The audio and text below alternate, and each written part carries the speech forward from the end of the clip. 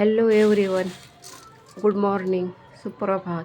आज मी बनवणार आहे तिखट शेवायचा भात. त्याच्यासाठी कांदा, हिरवी मिरची, कोथिंबीर, कढीपत्ता, हळद,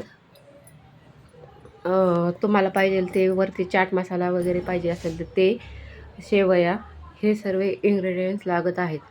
नंतर कढईमध्ये सर्व तळून घेतले, कांदा, शेंगदाणे, कढीपत्ता, ते नंतर मोहरी टाकली त्याच्यामध्ये.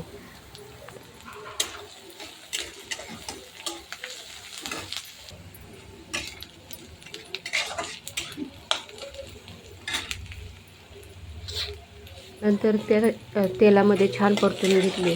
नंतर कोथिंबीर घातली व सर्व मसाले घालून परतून घेतलं.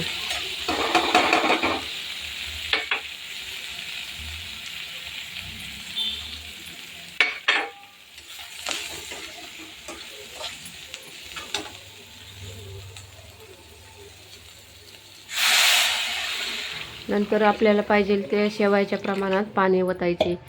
आपल्याला घट्ट पाहिजे असेल तर थोड्या कमी प्रमाणात पाणी ओतायचे, नाहीतर थोडेसे ग्रेव्ही टाईप पाहिजे असेल तर थोडं जास्त पाणी ओतून पाण्याला उकळी येऊन द्यायची. त्यात थोडीशी लाल तिखट पण टाकली. मिठाचे प्रमाण कमीच ठेवायचे, कारण की शेवायला मीठ असते, त्याच्यामुळे मीठ जास्त टाकायचे नाही, नाहीतर खारट भात होतो. पाण्याला उकळी आल्यानंतर कमी गॅस करून शेवया घालायच्या. ते सगळ्या भरून हे करा.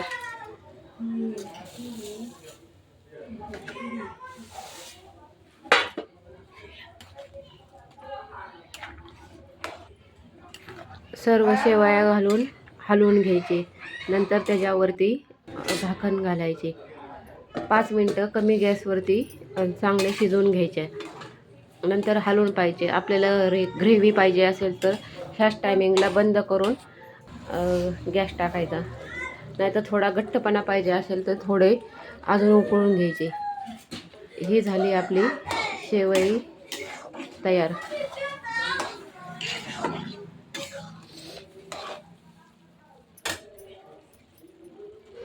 शिजल्यावरती वरनं परत थोडी कोथिंबीर घातल्यावरती छान दिसतात.